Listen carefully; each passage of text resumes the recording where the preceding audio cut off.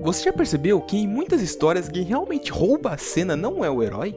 Às vezes, o personagem mais marcante, mais complexo, ou às vezes até mais humano, é justamente aquele que a gente deveria odiar. Mas o que faz um vilão ser realmente bom? É o poder? É o plano maligno? O carisma? Ou às vezes algo até mais profundo? Algo que nos faz, no fundo, entender as suas motivações? Hoje vamos mergulhar fundo nas mentes dos maiores antagonistas de todo o universo da ficção e descobrir o que faz dele os verdadeiros pilares das melhores histórias já contadas.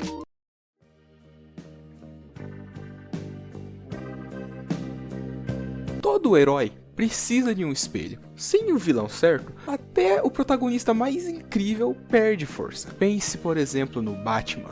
Ele representa a ordem, a disciplina, a justiça, mas o seu maior inimigo, o Coringa, é o completo oposto.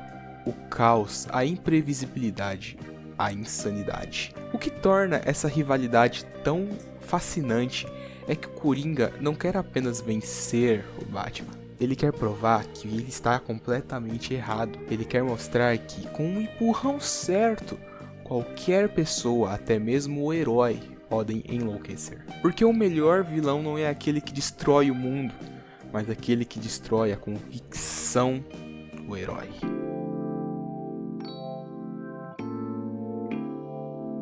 Vilões planos são esquecíveis, mas vilões com motivações humanas, esses ficam com a gente pra sempre. Pense, por exemplo, no Thanos, da Marvel. Ele não quer dominar o mundo por ego. Ele acredita sinceramente que está salvando o universo. Na mente dele, eliminar metade da vida é um ato de equilíbrio, não de crueldade.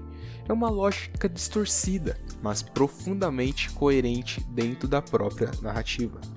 E é isso que o torna tão perigoso e tão fascinante, porque de certa forma, ele acredita estar fazendo certo. E quando um vilão acredita que ele está do lado da razão, é aí que o público começa a duvidar do próprio herói. E isso é fascinante.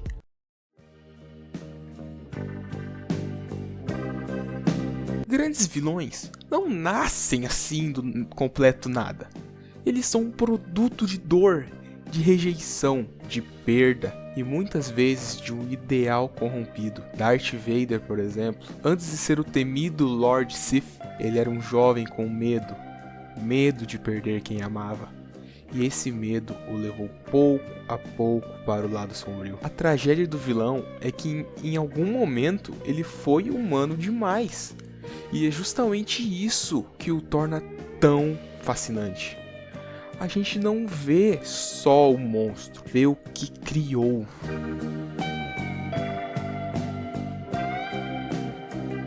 Alguns vilões vão além do personagem. Eles se tornam símbolos, ideias que desafiam o próprio público. O Coringa, novamente, é um exemplo perfeito de citar. Ele não tem um plano grandioso. Ele quer provar um ponto. Que o mundo é tão corrompido quanto ele. E o mais assustador é que às vezes ele consegue convencer a gente disso. Outro excelente exemplo é o Killmonger, de Pantera Negra. Ele não é só um inimigo. Ele representa uma raiva legítima, uma injustiça histórica. Ele não quer apenas o trono. Ele quer mudar o sistema, que o inclui desde o nascimento. Mesmo quando ele cai, a gente sente que parte da sua mensagem tinha uma certa razão. Esses vilões se tornam inesquecíveis porque ultrapassam a história. Eles fazem o público refletir e até questionar os seus próprios valores.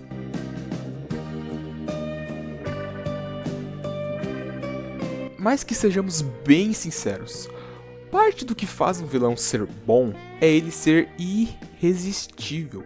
Um bom vilão não precisa gritar ou explodir planetas, sistemas solares, galáxias inteiras com um estalar de dedos. Ele precisa dominar a cena, mesmo em silêncio. A voz calma de Hannibal Lecter, o olhar frio de Gus Fring, o discurso calculado de Loki, tudo isso cria uma tensão magnética.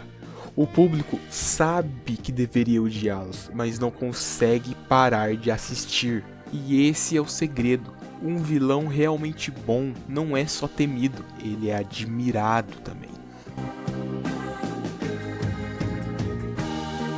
E às vezes, o que mais marca o público é quando o vilão vence. Quando o Coringa coloca o mundo de Gotham em um colapso moral. Quando Thanos estala os dedos e o universo se apaga. Quando o Walter White, de Breaking Bad, finalmente assume que tudo que ele fez não foi pela família, mas por ele mesmo.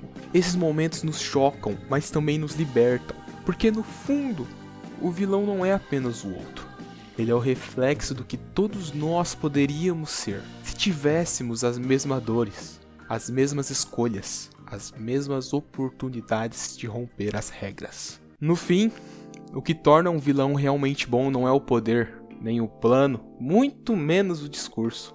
É a verdade que ele carrega, mesmo que seja distorcida. Um bom vilão nos obriga a olhar para dentro, a questionar nossas certezas e às vezes até entender o mal que existe em nós mesmos. Porque o herói pode ser o coração da história, mas o vilão é quem dá alma a ela. E agora me diz, qual o vilão que marcou mais você?